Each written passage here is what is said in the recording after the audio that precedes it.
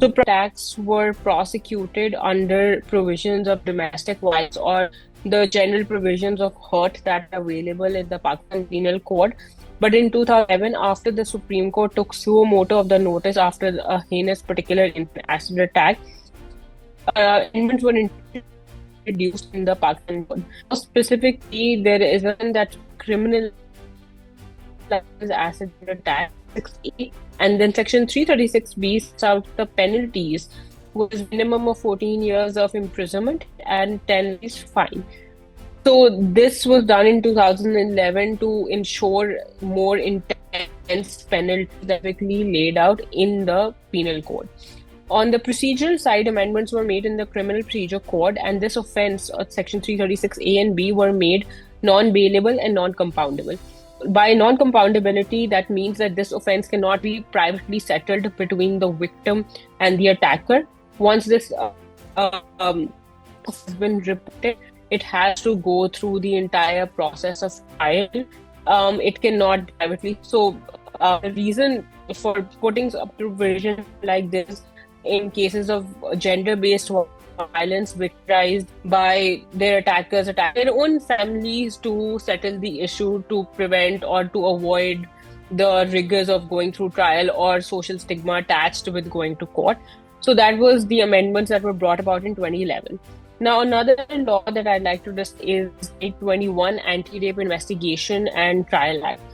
By its name, it's quite clear that it's a law designed to lay out procedures for the investigation and trial of incidents of. It's a specialized law, but in the schedule of the law, they've listed certain other offences have been listed that would be subject to the same procedures that would apply to rape cases. And Section 336A and B, which is acid attacks, is also listed in the schedule of the Act, which means that all the provisions of the law apply to acid attacks.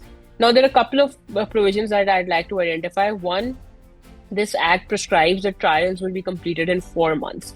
And the idea is to provide swift justice to victims of, rape, to victims of acid attacks, in order to sort of, not prolong their misery of having to come to court again and again, having to relive their trauma, and making sure they get swift justice. Another important aspect is the establishment of specialized investigation units at the district level by provincial governments and in Islamabad by the federal level. These investigation units require staffing by certain officers of a certain grade, and processes have been defined which allow for more expeditious investigation, more proper investigation, and accountability measures have also been built in. For example, if the victim or the complainant is not satisfied that the investigation is not being done properly, they can file an application for the investigation to be transferred to the district head of investigation. So these processes are there, and these are applicable to attacks of acid attacks. Lastly, I think in terms of acid control, Punjab has recently passed the Punjab Acid Control Act 2025, which now regulates licensing of any businesses which are selling acid. So it puts in a proper licensing regime in place, and it prohibits the sale of acids to anybody under the age of 18. So this is the law that's on the books, that's in place. Now coming to where are the gaps. Firstly, there are gaps at a statutory level.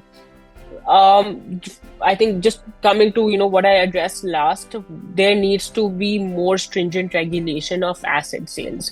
Right now, the only restriction in the law, at least to the extent of Punjab, is the age of 18. There are no other restrictions. The restrictions are at the business level. You have to apply to the government to obtain a license, but a common layman can walk into any licensed business which is selling acid and purchase acid. There is no record of who's buying the acid, in what quantity they're buying the acid, what are they buying the acid for. So that is a problem, and this is something that needs to be regulated very, very heavily. We either need to look into banning sale of acid to private individuals, or we need to have a proper digital system in place. I think the first option might be too unrealistic, but we need to have a proper system in place, a digitization record of all sales of acids. So you record who is buying the acid, you include biometric verification of the purchaser, why is the asset being purchased, in what quantity is the asset being purchased. So the government has real-time data on where asset is moving. So firstly, that's a huge gap in legislation. The second gap, in my opinion, obviously comes in terms of enforcement, because the law is there in terms of criminalizing the offense. We can't say that there's no law that exists on the book, but the law is any law is as good as its enforcement. Without enforcement, it's just a piece of paper. Now, after 2011, rates of conviction have gone up. That's a well documented thing. Stat. Activists who work in this area have reported that there has been an increase in conviction. But again, as any ordinary lawyer or any litigant who's dealing with the courts on the criminal side can tell you, the process itself is rife with delays. So from registering an FIR to investigation to collection of evidence, there can be issues at every single stage, and we need to. And these issues become more acute when we're dealing with issues of gender-based violence. Because again, women in this country, there's a lot of stigma about going to courts. There's a lot of stigma about the ideas of honor being attached to women's bodies. So firstly, coming itself, like reporting a crime, that's the first problem. Now, coming to specifically other issues that can be addressed when it comes to victims of acid attacks, I think I'd just like to, I guess, might be odd timing, or might be, some sort of serendipity that's at play here, that the Supreme Court, I know we're all we were all really, really shocked by the Dr. Manur case, which is, on the headlines right now. The Supreme Court has just issued a very, very comprehensive judgment on acid attacks. So I'll just briefly go into the factual history, and then I'll address some of the things that I'd like to point out. It was a conviction that from the Islamabad Anti-Terrorism Court, which was appealed to the Lahore High Court. The Lahore High Court upheld it, and then there was an appeal to the Supreme Court. So the Supreme Court upheld the conviction, 14 years imprisonment, 10 lakh compensation. But the Supreme Court also went into the nature of acid attacks, and it described it as these attacks as being worse than murder. Because the idea being, if somebody is being murdered, well, in some ways, as morbid as it sounds, their misery has ended. They're not in continuing pain, whereas a victim of an acid attack is now subject to a life of pain and agony and of social ostracism, of psychological trauma, of physical trauma, and that kind of pain, that kind of misery is very rarely applicable in other cases. So the Supreme Court discusses all of these aspects, and then discusses all the statutes in play, and then it makes certain recommendations. It has made certain recommendations to the federal government and the provincial government, which I think are very, very valid recommendations and need to be looked into. One of them being providing victims with making sure that they have tools or to support for psychological support, psychotherapy, trauma counseling, giving them complete medical coverage, which includes funds for reconstructive surgeries.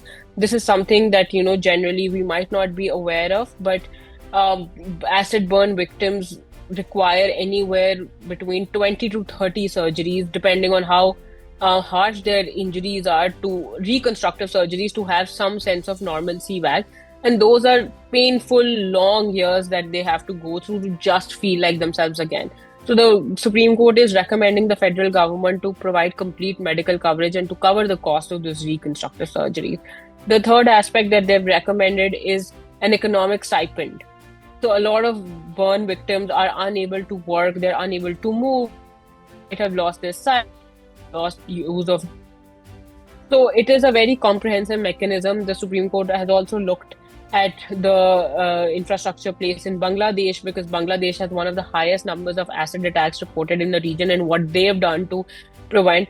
So I think that's something that also needs to be looked into. That's something that's not available right now on a policy level, on a statutory level to victims of acid attacks. So as I said before, conviction rates are going up and have gone up after the amendment in the law, but the reason they remain low is not something that's specific to acid attacks. It is specific to the general criminal system, criminal justice system that's in place. That begins from getting the police to register an FIR, which often takes a long time, depending on, what police station are you going to, what police wala is sitting in front of you. On, you might have to pay them off to get an FIR registered. So there is that element there. Then, for the case to move through all the processes. So, for example, this Supreme Court judgment that I just talked about, the offense took place in 2019, and today we're sitting in 2026, which is when it took 7 years for the case to travel through all three forums, which, to be fair, in Pakistani justice system terms, is still fairly a quick timeline, which again is sad to think about, that the victim for 7 years has been going through this process of having to go to court on maybe personally, of having this idea that my attacker might be able to come out, he might be acquitted. There was no closure for her until maybe yesterday, or this judgment when it came out a couple of days ago. So the timeline itself is something that again deters victims. So, for example, it is also very much possible that victims do report cases, the FIRs get registered, the case goes to trial, but because the process takes so long, that a lot of times victims get disheartened, and they then lose interest in pursuing it. It requires a lot of conviction for a victim of such a gruesome attack to go through this entire process, from trial to appeal to the Supreme Court. So there is that aspect of it. So we need to make sure we need to put systems in place to ensure that, generally, expeditious timelines for the entire system are imperative, but especially for when we're battling this issue of gender-based violence, which is so prevalent in Pakistan, and given, how hard it is for women to report these events, and how hard it is for women to commit to the idea of going to courts, given all our limitations, economic limitations, social limitations, that we make sure that these crimes, or the trial and the appeals of these crimes, are done on a priority basis.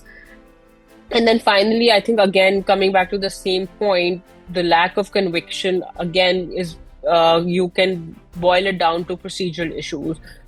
Evidence was not collected properly.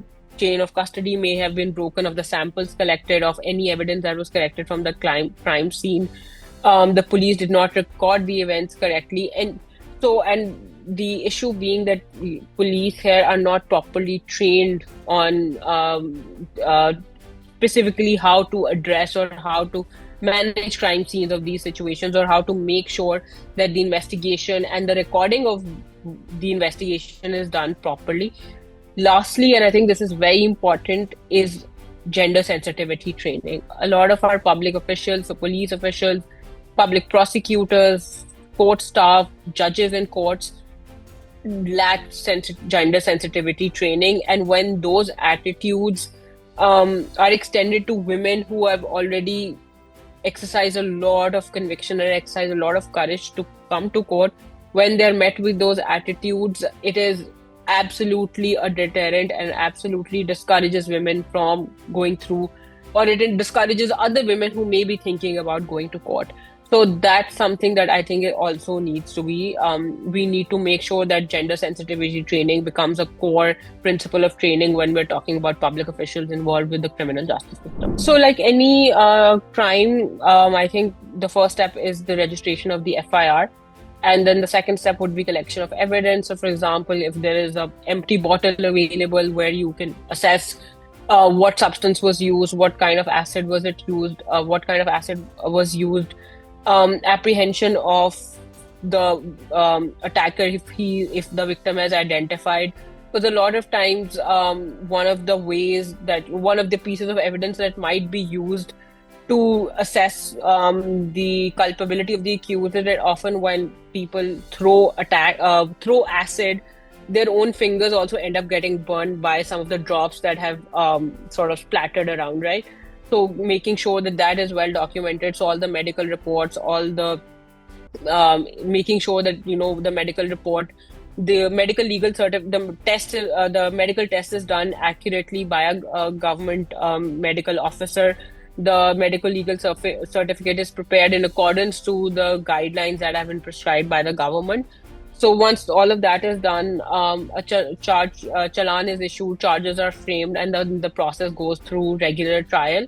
I would like to just like, because we're talking about procedure, something for a significant amount of time, these cases were also being tried, acid attacks were being tried in the anti-terrorism courts. Because even in the Supreme Court judgment, or if you see a lot of judgments in the High Court and the Supreme Court that pertain to acid attacks, those convictions have happened at the anti-terrorism courts, because there was, I believe, a standing order from the government of Punjab that these crimes would be tried by the anti-terrorism courts. That position is now slightly unclear given the judgment of the Supreme Court in the Ghulam Hussain case, where they've made it clear that only cases where you can prove that any kind of crime was done with the specific purpose of advancing a social, political, religious objective can be tried by the anti-terrorism court, irrespective of how heinous the crime might be. My understanding is that these crimes are now being tried by regular criminal courts, but this is something that still remains a little bit unclear. I think it's definitely reactive at the moment because, as I pointed out before, there's no sale of acid right now, at least, is only being controlled at the business level, and that too in Punjab. I have not looked at laws in other provinces, but even in Punjab, the new legislation that was passed last year, it only regulates at the business level. So there are requirements to obtain a license, and the penalties prescribed in the act are for the businesses if they contravene any terms of their license. So if they sell acid, suppose, to somebody who's under the age of 18 and that gets reported, those penalties apply to the business and not to the person who has purchased it. So there definitely needs to be more regulation where we're regulating who the acid is being sold to and in what quantity, and when can the acid be sold. So that's something that definitely requires more regulation in order to prevent attacks. Right now, acid is very, very freely available. And if you look at, a lot of the stats, the majority of acid attacks are concentrated in the southern belt of Punjab, which is, the cotton growing region, because sulfuric acid is used to remove lint from cotton. So it's just readily available, right? Same for hydrochloric acid, which is used as a household agent to clean out drain pipes, to clean out toilets. So it's just readily available. So there needs to be more regulation in terms of the sale of acid to private individuals. Two things. One, once an acid attack has happened, there needs to be better support systems in place that are supported and facilitated by the government. So if you look at a lot of these things, a lot of the support systems, the rehabilitation, the restoration, the help with obtaining legal services, the help with obtaining health services, that is all being done on an NGO level by advocacy organizations, non-profits who are working to sort of support victims of acid attacks. I think the government absolutely needs to step in, take ownership of this issue, and I think the Supreme Court's recommendations are on point. Provide all kinds of support, so economic support, support for all kinds of reconstructive surgery, psychological support, and make sure that these victims are supported, they're rehabilitated back into society. So there is one is that aspect, and the other aspect, again, I think if you take away the ability for a potential attacker to gain access to the acid, so even if they're planning an attack, you are between 10 people who are planning an attack, you are potentially reducing that number down to maybe 3 or 2. Like illegal substances are always available, you can always find a way to obtain them, but the more difficult you make it, the more likelihood there is to reduce the frequency of these attacks.